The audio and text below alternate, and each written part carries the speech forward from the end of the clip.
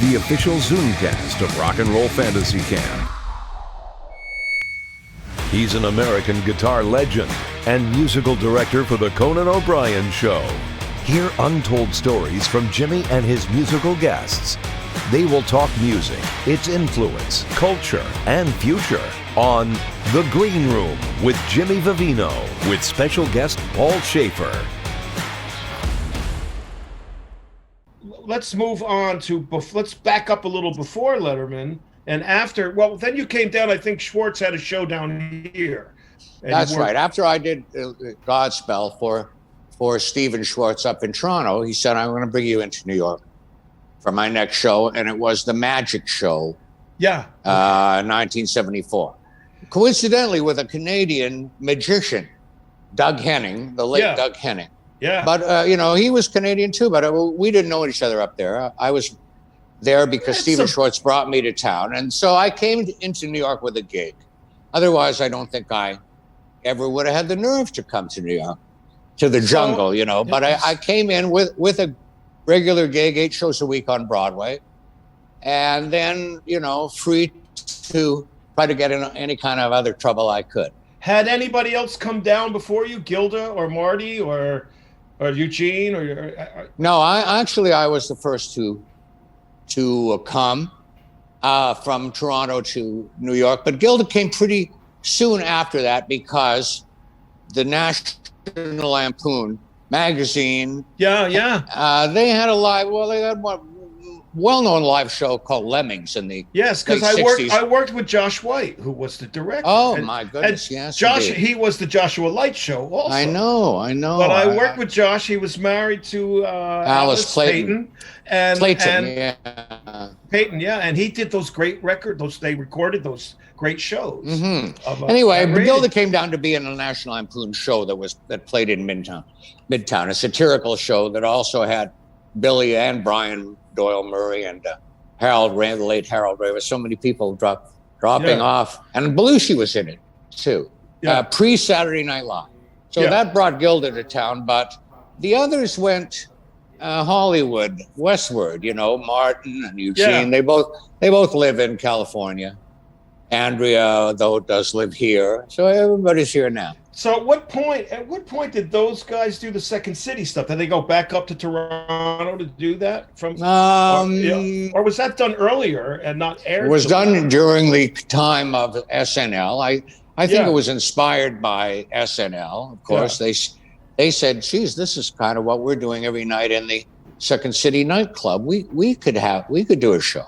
So, they did theirs differently, no audience and, film and et cetera, but they hadn't left yet. No.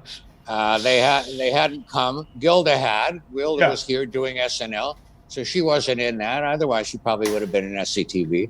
But they were doing that simultaneously, and I went from Stephen Schwartz's Magic Show into Saturday Night Live. And how does Lauren and Howard's awareness of you come about? How did because Lauren, I'm talking about Howard Shore, of course, and Howard Shore, was the original musical director of SNL. Now, of course, Oscar-winning movie score writer. After I did Godspell in Toronto, I was now in theater, and I got calls to do other shows. And one show I did, one of the producers of this show was a musician, Paul Hoffert. And Paul Hoffert had a band called Lighthouse. Oh, Howard, yeah. One fine morning, when I wake up. Howard was in Lighthouse, was a horn player in Lighthouse. Yeah. Oh, he was a sax player. Yes, and so he came into this show.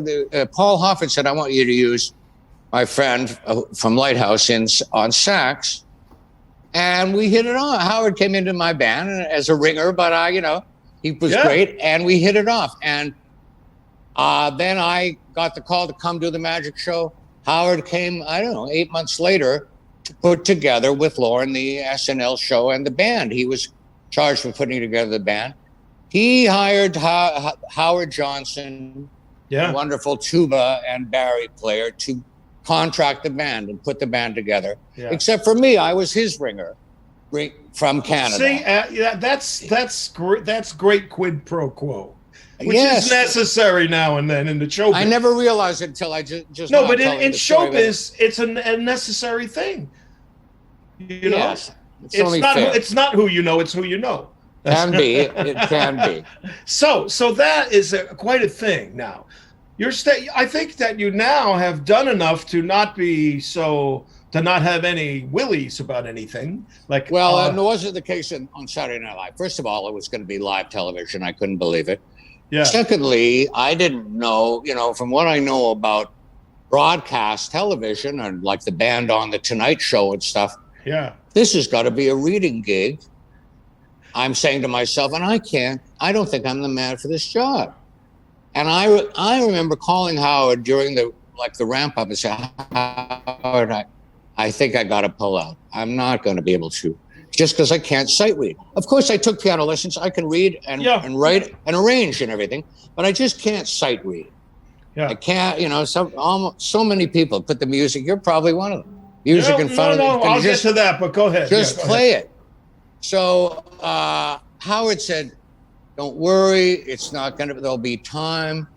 There'll be a rehearsal. You'll be able to, if there's a chart, maybe you take it home, just relax. And he talked me down and I kept the gig. And, it turns out, he was hiring me because he knew that I was kind of guy who knew a little bit about theater. Yeah.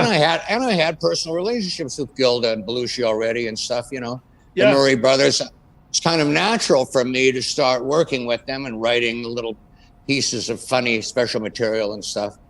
And it was a factory. It was a factory going round. Well, it was, but it was just becoming so. Yeah. Things weren't, now they got people, they got a music department. They've got guys who write the special material. Yeah. Somebody's in that spot. We were just sort of coming up with it, Well, we were just finding out too, and I was finding out a little after that, though, maybe 10 years later, I think. You have, you guys all you guys were like 6 years older than me, and it seemed like a lot then. Now it seems like nothing. Are you 60, are you 65 now? I'm 66 now. Okay, because I'm 71. But you're catching up to me. I think you're catching up to me. We're 5 years. Well, it used to be 6 years. Now it's only 5. But we were finding out a lot. Soon we'll be the same age. Anyway, we were finding. Oh no, we were finding out a lot about. When you said I might be one of those guys that could just read a chart, I think that's the reason you and I are band leaders, because we're band leaders because we don't read that well. Well, and we know enough to get a band. There's something about being a band leader, like Duke Ellington was, where he relied upon his players for the sound. And it was almost like Fahrenheit 451, where each player was their book. Right. Those guys did their thing. And that was another thing I found out from you about getting the right bunch together. It wasn't necessarily your best friends at that point. It was who are the cats, and you found them during Saturday Night Live and after. I think you got thrown into with Howard Shore and Howard Johnson behind it, a higher quality player than you had played with before, I imagine. Well, certainly, and the kind of players who were playing in the recording studios. Yeah, like Bones was there, I think, maybe. Yes, of course. Lou Tom Marini, Bones Malone. Alan Rubin. Yeah, Marini, that's right. Yeah. Needless to say, they could read fly shit. Yeah. And they were schooled in every way. And fun. However, it was the era in which often your good horn players are going to be jazz players, and often they're going to be jazz players who don't like rock and roll. Yeah. Who don't like the music that I love, and so we both run into people like that too. Oh, sure, but you and those sometimes guys, it's. Oh, I was in a quandary sometime, You pick the guys who, can play anything, but yet if you call Satisfaction by the Stones, they're gonna groan, Yeah. Well, sometimes you got to take the groaners if Yeah. you want to, Well- But I would be insulted though. This is my music, I say, how you love Maiden Voyage? I love this. You know. Yeah, I liked Steve Douglas, teenage Steve Douglas. There's a sax player. None of those guys couldn't do that either. You know, guys that grew up in rock and roll or rhythm and blues. I think though that you had a great horn section there, Howard. You know, Howard Johnson. Howard put that. Yeah, he did cast everybody, as I say, except for me. Yeah. But yes, knowing the right guys, and another guy he had was Mauricio Smith, not exactly a studio player, but a guy with lots of experience in the Latin style. You know, I'd play with Machito and stuff. Yeah. And boy, his Latin flute was just to die from. You know, so we had him in the band too. Who was the drummer? Who was the first drummer? Who was the first drummer? Well, the first drummer was a gentleman named Daoud Shah. Okay. I don't know where Howard found him. Not exactly sure. I think his main credit was he had played on a Van Morrison track. I can't remember which one it was. Yeah. And he was a lovely guy, but kind of related to what we were talking about before. The jazz thing, yeah. No, not that thing. Couldn't depend on him. Oh, yeah. Time-wise. He didn't lay it down strong enough, and I think that was on the air, you could really never be sure you knew where one was going to be. Yeah. And I think, I started to learn. You got to have a stronger player, and I was putting some pressure on Howard. Howard, we've got to make a change. So where did you guys go after that? Where did you go to I can't remember. Maybe directly to Steve Jordan. Oh, okay. Because I thought Alan Schwartzberg may have done it also. He had did one show. Yeah. He did the show on which Belushi did his Roy Orbison impression. I do remember that. But I think Steve Jordan may have been the next. Certainly guys were doing it for short periods of time, including Billy Cobham. Yeah. Did it. He did it for maybe 4 shows in a row. Wow. I'm not sure how it came about. He could lay it down, though. He could lay it down. Yes. But I must say that he did it on the week that Kate Bush was the musical guest, and Kate Bush was going to work with the band. Well, she did 2 songs, actually. One was just with me on piano and her actually on the top of the piano doing sort of a jazz interpretive, posing while. Oh, great. It was amazing. And you just kind of see my glasses floating in the dark because she's all in the dark. And then a reggae tune. And Cobham, wasn't exactly his thing. God bless him. He's a genius. That 2 and 4 bass drum, though. But it didn't, didn't quite feel Cobham is obviously kind of on top of the beat. Yeah. Reggae got to be behind the beat. That fusion thing. And who was the bass player? Was it Barney? No, it wasn't Tom Barney. It was from the beginning. It was the great Bob Cranshaw. Bob Cranshaw, yes. Great jazz bassist who, of course, was an upright player and had played with everybody, Sonny Rollins and all the jazz greats. Cranshaw was right there in the bebop era, but he could play electric bass too. And this was the 70s.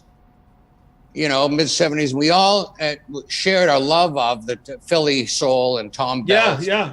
Including Cranshaw. Sometimes we would just play through changes, and he was such a wonderful man. A little older than I, very sort of encouraging, like a mentor. Anthony Jackson was like that too. Anthony Jackson played a lot of those. But doesn't Bob have a son also? That I'm trying to remember. Tom Barney was kind of known as his son, but you know, we sometimes with that crowd, people are their offspring, but then they're really not. Okay, so it was we do that in Italian. We say, "Hey, it's my cousin," but we're not related. I was kind of like that. I think Tom Barney was being mentored a little bit by Cranshaw. But before Tom joined and took over, Marcus played it for one season. Marcus was there. The Marcus 5th season, yeah. And talk about a guy from on another level. I don't know if you gotten to play with him much. Now Jordan was a kid, I guess. He must have been. Apparently, I don't think I even realized how young he was.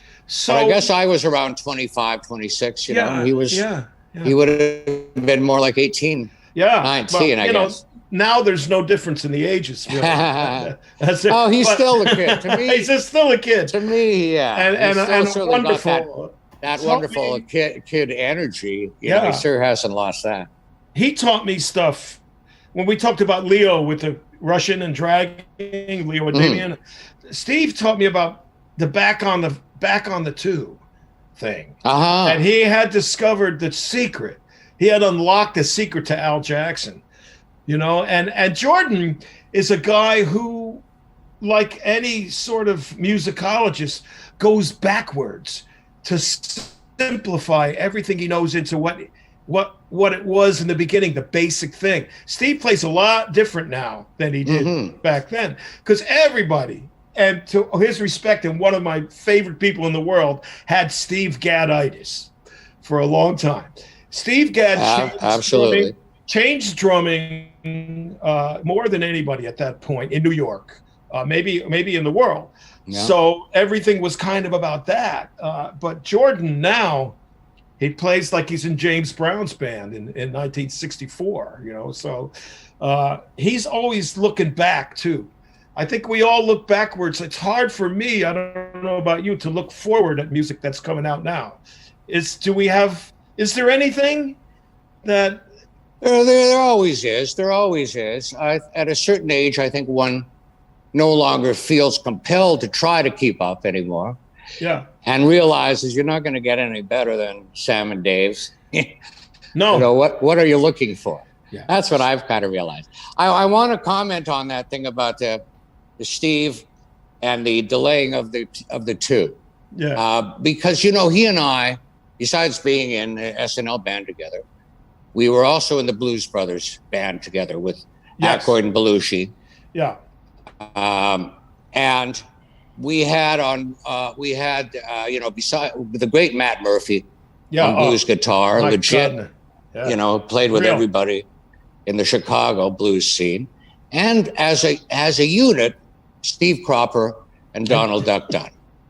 And it's a dream. It's a dream. It's a fantasy. Well, it was a dream. Yeah, it became this dream blues R&B review thing. It kind of developed into an R&B review. Originally, it was going to be Stone Blues until Cropper got there and said, "We got to do something people can dance to."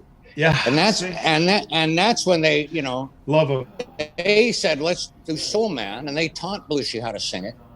And when we played it the first time, Steve Jordan and I got so excited we grabbed each other and jumped up and down. Oh yeah, it felt so good and so much like that record that we had grown up. Could you wait for that part that goes ding ding ding at the end? Yes, ding, I know that piano part. I think that's Booker on piano, maybe, or I think you're right. I think you're Booker. right. It's Booker. Well, we learned a lot of this stuff from Cropper and Duck. Yeah, but Cropper broke that thing down about 2 and 4. Yeah, about really? How they played that. Yeah, and okay. I, of course, was listening intently, as was Steve. But first of all, they developed it on the Midnight Hour session. Yeah. They couldn't get and this is mind-blowing to me, the way they tell it. They couldn't get a feel on it. Wexler was the producer, Jerry Wexler. Yeah. He came out onto the floor, and these guys swore by Jerry Wexler. Yeah. When he came down from New York with what they call the Jewish brogue. Yep. The way he spoke, you know, they gave it up to him. Anyway, he said their kids are dancing to a new dance called the jerk. And then his old man Jewish way tried to demonstrate how the jerk went. Yeah. And the way they interpret it, at least Al Jackson, the 2 is delayed, and the 4 is right on, except when he plays a fill, the 2 is right on. Yeah. It's not delayed. Because if you're coming out of a fill and he delays the 2, that's going to throw the whole record off. Everything goes back. Yeah. So that's why it was never after a fill you didn't delay the 2. Wow. And so they say it, you know, the feel came from Jerry Wexler is the way they describe it. And so it's funny. Kind of incredible. That does, and if you think about it, you have to think about it at first to get it, but then you have to forget about it to do it, because otherwise it becomes laborious. Now, of course, I want to also remember that Steve Jordan had extensive. He worked with Willie Mitchell. Yeah. And so I'm sure Willie hipped him to a lot of this stuff too. Yeah. Maybe even some of these finer points, even. And but I'm getting my info from Cropper, but I wouldn't. Willie Mitchell would certainly be able to. I love that the mythology can be expanded, and it can be transplaced. It can be transposed to another guy, and but the fact is that it's a true thing. That back on the tube, that actually works in that. It might not work in every situation, but it certainly works when you're playing Knock on Wood or Midnight Hour or a lot of that Memphis stuff. I used to work with a guy named, Tony Camillo. You probably did sessions for Tony Camillo. I only did one session. they drove us out to get to work with him out of his place, his studio out there. Yeah, he would come out and dance the song. For the rhythm section. There'd be 3 guitars, me and maybe McCracken and Spinoza and Alan. All those guys were there. Ruben and Mike Brecker on sax and yes. And what's his name? Bob Babbitt playing bass. Yes. And maybe Schwartzberg. And he would come out and we'd be like running down the thing. All of us could record live, and he would come out and dance the song. And it's almost the same thing Wexler. He might have gotten that from Jerry, but it worked. Yeah. It worked in a way, and those days, right? Let's talk about those days for a minute. You get a session and you're in the room with a rhythm section of like 7 people. Add horns and vocals later. That is so foreign to a lot of people today. Yes. I reminding me of a thing, because I did, and you did too, obviously, if you work for Tony Camillo. But we sort of caught the end of, the live dates, the days of the live bands playing together. And how about this though, where you would rehearse to a click, to get the clarity and make sure everybody's playing together. And then when it was time to record, they would say, turn off the click. Yeah. Well, that's the opposite of what happens today. Oh, nowadays. I had a situation with our good friend Anton Fig, where I was in the studio with Anton, and it was my date, and and I had Anton and probably Will and I think the organ player that played with Saturday Night Live, that Leon. Well, Leon Pendarvis. So we're gonna play something and I said finally, okay, just give the click to Anton. And then Anton says, why should I be responsible for your bad time? He's like, don't give it to me. He goes, give it to nobody. Anton said, give it to nobody. We don't want to play to a him? click. No one. He said, we don't want to play to a click. Right. Yeah, this is rock and roll. We don't want to play to a click, And I learned too that sometimes, turn the click off. That's why sometimes when we hear the record move, they cut from take to take. Yeah. And a Beach Boys thing, you'll hear the time on Beach Boys records all the time. Sure. There's so much. I mean, now we're getting into Saturday Night Live happened, and also at the same time, Gilda's show was happening on Broadway, or? Well, that show, I think, was in the summer of 1980. If I remember correctly, after the 5th season, must have been the year before that. Yeah, because I was. It was when they were making the movie of the Blues Brothers, right? And I was working with Gilda, leading up to her Broadway show, and didn't get Gilda's stuff finished in time, and had to pull out of that Blues Brothers movie. That's why I didn't make that first movie. That's a bit heartbreaking. I just had to be loyal to Gilda, and I ended up in her show that summer that they were making the movie. I was on Broadway with her. You couldn't say no to Gilda. You could not. She had just always been, and we go back too long, and the original plan, of course, was to do her, then go to Chicago and do. And she was genius. The Blues Brothers, but it just wasn't that way. Well, about the Blues Brothers, a lot of people don't understand. And I'm just going to make a slight political statement here. When they say, "Oh, they were co-opting, they turned it into a vaudeville show." No, they did more for the blues in that movie. In those two movies, they did more for exposing the blues to a new audience, as much since the Rolling Stones did when they demanded Howlin' Wolf be on Shindig. Yeah. And the Blues Brothers brought back people. Muddy Waters was asked to do that one scene outside, but he was sick, so John Lee Hooker did the thing. Yeah. John Lee Hooker's career was gone until that movie. Right. And of course, contextual wise, it was the middle of the disco era. Yeah, right. So, really, forget blues, we were barely was any rock and roll. Yeah. And it was all disco. So, and as much as it is a comedy, there's so much truth people don't know. John actually had an apartment. His friend, a harp player, had an apartment like that one that he was in, where the L train went right by. A lot of stories went into that movie that were true from those guys growing up in Chicagoland, But I always love to give credit where credit's due for, yes, sometimes our music needs a hand, Sometimes our music needs to be, hey, don't forget, this is where it all comes from.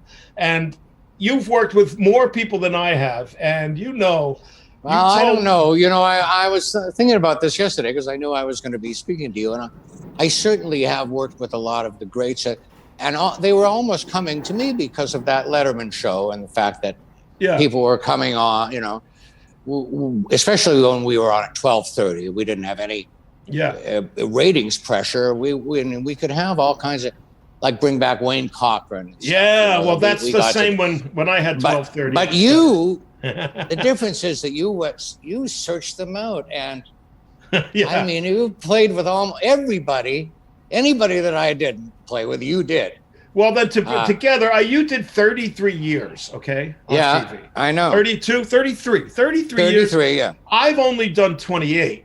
It's that 5-year difference between our ages. 28 is a lot. It's the same 5-year difference. And I think we're supposed to pick something new up for HBO Max, with Conan. We're stopping our TBS venture, which went, I guess 12 years. Probably something, 12 years, 16 in New York, 12 in LA, and then we'll do something else. But we've gotten to meet a lot of people, in that, and play with a lot of people. But we've also all kept doing other stuff. What I wanted to get to was your next move. You got to I remember Letterman had a morning show that I used to watch. I don't think you were involved with that. Right. I think maybe it was Frank Owens or something. That's correct, Frank Owens. Yeah, who I knew, from record dates and stuff. Frank Owens was great, man. Yes, a legendary studio player. Yeah, I met him and through H.B. Barnum, Wow. Who was a great conductor and arranger from L.A. that worked with Aretha. And so I had done some things, but I watched that show. But then Dave's going to move, okay? Where does that call come from? Is that a Lorne thing? Was Lorne producing that show? You're talking about Dave Letterman? Moving to CBS? To 12:30 on NBC. Yeah. So that was your next big adventure. Right, Dave coming on for the first time, following Carson. Yeah. I think that, they gave Dave that morning show. It was the literal definition of being too hip for the room. Yeah. He didn't belong in the morning, even though it was live, and they were hilarious, but, it just wasn't the right match. But NBC still had faith in him and gave him a show. Okay, we're going to give you the time slot after Johnny Carson, which I guess used to be the Tomorrow Show. That's right. They were going to give this to Dave. And I had gotten a call from I don't remember who the first call came from, when he was doing, if I wanted to do the morning show. But it was just, 5 years of SNL and then the Blues Brothers tour that summer. And I just, it didn't seem, I was too tired or something. Dave always says you couldn't get up that early. He's made it into a kind of a, Well, Paul, sure. you didn't do the morning show, did you? No. Why not? Couldn't get up that early. But they called me again for the evening show. And this time I thought, wow, even later than Johnny Carson, I said, that's for me. To me, later was always hipper.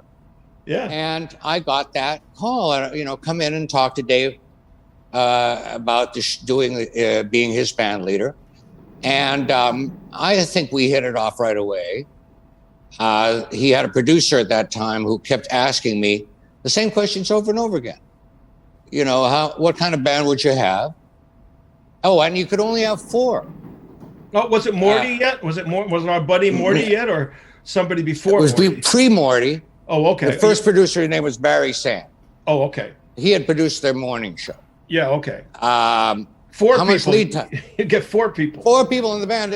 Certain proscriptions came down from Johnny Carson because he controlled the time slot. Yeah. And he said, I have a big, you got to do something different than me. Don't do the same show. I have a big band. You can only have 4. But this is perfect for me because I, 4-piece rock rhythm section. That's all. That's exactly what I knew how to do. I didn't know so much about how to work with horns at that point. 4 pieces, perfect. But you knew how to play songs on the organ. You see, this is the thing that you learned as a kid that finally comes useful. A lot of keyboard players can comp and sing, but they can't play like what the melodies, the vocal melody, which is more than just the melody. It's inflection. Yeah. So this was my concept was, as I say, Barry Sand kept saying, what kind of a band would you have? You're going to have 4. And I remembered that when I was in college, I would go, clubbing sometimes, and on Yonge Street, the main drag in Toronto. Oh, yeah. They had what were known as topless bars. Obviously, women without tops dancing, to live music. Yeah. Live combos. One place called the Zanzibar had a big B3 organ up on the bar and different organ players slipping in. Especially like Saturday afternoon, a hip jazz sitting in scene at this topless club. And I was there on a Saturday afternoon, and a keyboard player named Jackie Matoo, Mitoo. I later found out. That's familiar. He was one of the early Jamaican cats. Sometimes given credit. He had that hit Point of View. Point of View. And some give him credit for inventing that style of comping that they use in reggae. He moved to Toronto. The bubble. He was working there. Okay. And that's why he was there. So he slipped in behind the organ on the bar and played a song that was out at the time, Betcha by Golly Wow. Yeah. By the Stylistics. That was the year it was, whatever that, early 70s. And he just, there was a drummer and a guitar player, and he just played the melody with a beautiful sound, didn't even improvise. Yeah. And it just hit, it impressed me. And I said, that's the kind of band I would have. Yeah. An organ kind of, a 4-piece organ trio. Great. Because I couldn't play pedals, So I said, well, that's the kind of band where, with organ, based on the organ, melody, playing R&B stuff instrumentally. Yeah. And Letterman said, well, I've always thought of myself as the comedic Wayne Cochran anyway. He pulls that reference out of nowhere. Well, Wayne Cochran was a regional nightclub performer. I think only you and I know, right. Going back to Miami. But, I'm going to interject quick, because if somebody says Wayne Cochran, I have to tell them this thing that happened to me. Okay. I think I'm like 6 years old, and there's a club called the Beachcomber down in Seaside Heights, New Jersey. It's out at the end of the pier, and it's got windows around the whole club. And at the far end by the ocean is a stage, and there's a band there. So I'm 6, and I go up, and the band is rehearsing, and it's Wayne Cochran and the CC Riders. It's, I don't know, maybe it's 1961 or 2. It's really early. They're around, I think, maybe in the early 60s.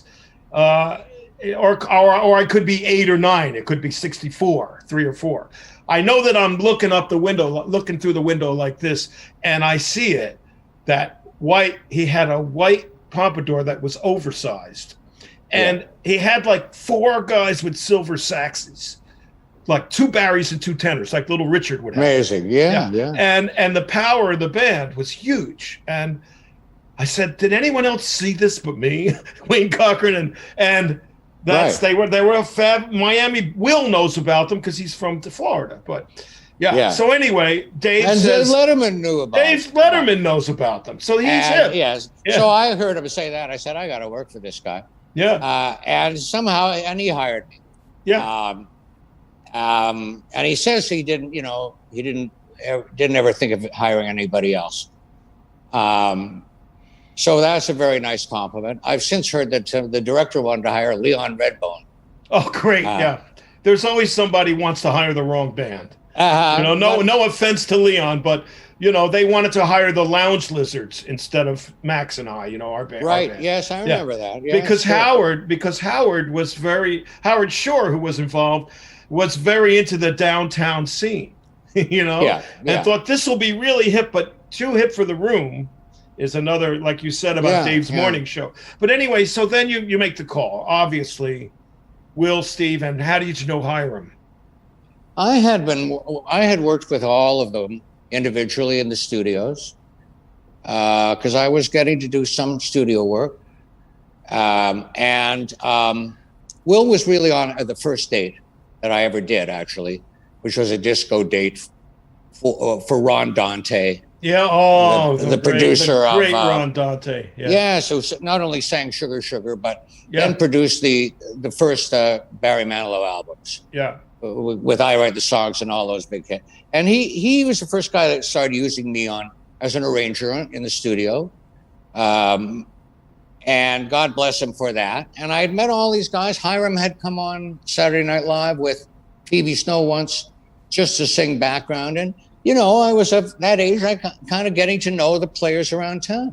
And these 3 guys, Hiram, Steve, Will, with the addition of Clifford Carter on keys, they had a band together. Oh, the 24th Street Band. Yeah, that's right. Yeah, okay. And they toured and released records a lot in Japan. Had a lot of success there. And I produced one of their records. I think it was only released in Japan. Yeah. But so sweet of them, they had enough faith, and I was no record producer, but they gave me a shot at producing them. And so now we all work together. But then they broke up, and I couldn't hire Clifford because I would have if I had been able to have 2 keyboards. But these 3 guys had worked together. I had worked with them in the studio, Will, Steve, and Hiram. And, individually and together, there was just nothing like them, and they could play everything. And it was groundbreaking. Any style. Your vision for that little quartet changed television's idea of music, live music. One thing was, I told you my original concept went from, fame from Jackie Matu, play R&B, instrumentally. Yeah. It really was, once I got the band, it was really them that said, well, why do we have to just let's do Beatles, let's do Stones, they opened it up, and then it was just kind of all the oldies, Let's do the Happy Organ. Let's do Baby Cortez. And everything. And I was taking it way back to the Orlons and stuff. And did you play Red River Rock? Or of course. They did. Yeah, Johnny and the Hurricanes were especially big in Canada. So that starts happening, and we're all watching.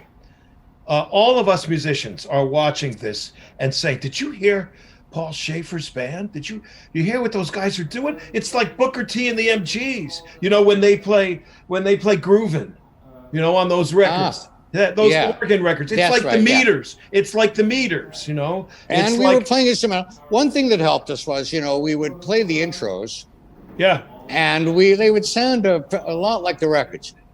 But then, instead of when it was time for this instrumental melody, which might have been disappointing to some people who were expecting a vocal, we're already in commercial. So, people didn't really know what was happening. And later on, I just said, screw it, let's just start singing them just like we were in high school. in our high school band. It got to and be, ultimately, I let the instrumental thing go, and we started singing all the songs and having fun doing that too. It evolved in a lot of very cool ways too. That's sweet of you. Because adding Dave Sanborn on Fridays, was great. Was a great idea, and we watched for that. A lot of us watched for Sure. that. I know, and he had probably one of the greatest music TV shows ever. His show, and I remember Hiram being in that band too. What was it called? His show. Well, his show, I think it was called Sunday Night, wasn't it? I think so, but it was. But he had a house band. I think Marcus was his band leader. Yeah, and it was Hiram on guitar, very hip, and then Jules Holland came along with his band, following you. That's right. And I think that. Well, you know what, I think Jules Holland actually was co-hosting Sanborn's show with him. Yeah. And then All Night? Is it called All Night or Up All Night? I don't know. I don't know. Somebody's going to find it out. Now Jules Holland, of course, has his own show from Britain. So anyway, and then it evolved to where I remember going, you were going to start having people sing. And I went there with Phoebe one time. Phoebe Snow was going to sing on your show, and there wasn't even a PA in 6A, the studio that we both shared eventually. There was not even a piano, not even a PA. She just sang with. You had little monitors this big. Those little tiny things, yeah. Yeah, and it evolved into sound man. No PA, but early on, it was so in the basement kind of. I don't think we ever had a PA at NBC. Not until we moved over. To CBS at 11:30. Then we were in the Sullivan Theater, and we come full circle to the Ed Sullivan Theater. Here you are. I mean, how thrilling is that? To be in that theater. Well, again, the Four Seasons as we go full circle, and who can forget that? I think it was the first thing you said in this, that Gaudio was kind of up in the back and to the left. Yeah, with an organ, but early rock and roll, they didn't know really how to deal with a keyboard player. Yeah. Mike Smith and the Dave Clark Five, he was straight on a little portable organ, shooting him like this. Yeah, Little Richard and those cats, they would always be shooting this way, and they'd have to turn right. But Gaudio was even farther. He was around here. He'd always have, he was singing his background part, stretching his neck way around. Silly girl. Yeah, well, that was Nick, of course. You know what? Then I could close this up now with one last story I want to tell, which is to me a part of this whole full circle thing. 6A in Rockefeller Center, where you filmed Letterman. We ended up there. Yeah. My office was your old little room, your room. Okay. Well, now I got a call from you when I got that gig, and you said to me, I always knew you would end up there, right? And I was so thrilled because, I was never in your band, so to speak, because we were two music directors. That doesn't work. But I'm in there. I open the door. They get the key. We had these big locks. Open the door, and there's this blonde, or maybe it was brown, broken down piano all the way in the back. I remember going in that room with you, but the piano was trash now. I don't know why it got so broken up. So we moved the piano out, and behind that piano, we probably found about 30, 40 roaches. Not the bugs, the bugs, but some discarded, roaches. And I said, yes, there was. I think you're talking about Keith. That wasn't me. That was Keith. Keith, he visited you once. Once. But, in those days, it was a lot different. The pre-9/11 attitude at Rockefeller Center was so loose. You took me upstairs with Harry Shearer that night that we met, and we walked around the Saturday Night Live offices just saying hi to everybody. And it was kind of my introduction into a world that I was just looking over the fence at. And, and I feel like you kind of said you could do this, just keep at it, kid. Well, you didn't have to keep at anything. You had shown me back at Leader of the Pack that you could do that and anything else you wanted to, and you have shown that. You love are the now an records. artist. You are a legitimate blues artist now. Okay, last thing, this is very last thing, because this is also, I had the job of the Songwriters Hall of Fame. Oh yeah, of putting a band together, and I believe it was Leo and Seth and Ronnie Lawson and my brother and a bunch of those guys that I was using back then, the Dion band at the time. Yeah. And Hal David was there, and he was just being not nice to me because he seemed to not like rock and roll, you know, and I was having a hard time. And then that night,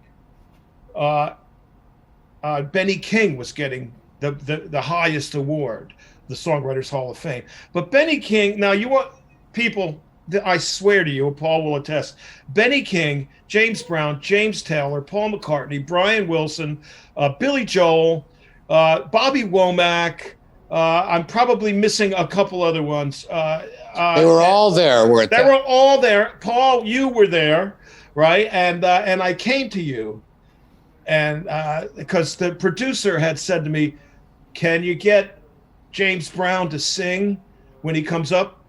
He's going to the podium. He'll be at the podium. And you said to me, just play the chord for Papa's Got a Brand New Bag. And he will sing. And build it and he will come. And we did it without telling him. And he just, come here, sister. He just started. I said, Paul, Ooh. You just know. Wow. There's things. I mean, yeah. And then you came up and played. And we all played Stand By Me in the end. And you were playing. And Paul McCartney, it was time for Paul to sing. And he turns to me and he says, with his off the mic, he says, John never let me sing this one. And I said, he's getting away with something. He feels like he's getting, at this point in his life, being who he is, singing Stand By Me with Benny King was so big for Paul McCartney. That's why the Beatles, their love for this rhythm and blues, he was as excited as anybody to be there. Yeah, and we all were. And Billy Joel was off the hook. He's crazy. He's like, luckily we had 2 keyboard setups. You guys were playing. And that's another one of those nights, like, you know, those rock and roll dreams that you've had many of them at the Rock and Roll Hall of Fame. You've had so many. That one was right up there now that you mention it. It's been a while since I thought of it, but with that cast of characters, yes, and it was a beautiful, everyone was playing together. Well, I knew that you were there, and I had to go to my mentor and say, what should I do? Very humble of you. Very humble of you. Well, glad to have been of assistance. I've seen you wrangle musicians together like nobody. Anyway, it's been really great. I love it too. Congratulations on doing this show. Well, it's terrific. I think you have one also that you do. Well, I have them off and on. I think I'm in between shows now, but I may get to do another one. Well, if one thing this whole COVID thing has done, it's showed us that we can communicate this way, in a nice way, and we do have a lot of stories between us, Well, I look forward to when COVID is over and we can do this in person. You and I sitting in the same room trading stories. Yeah, with a piano and a guitar. Maybe even play a few tunes.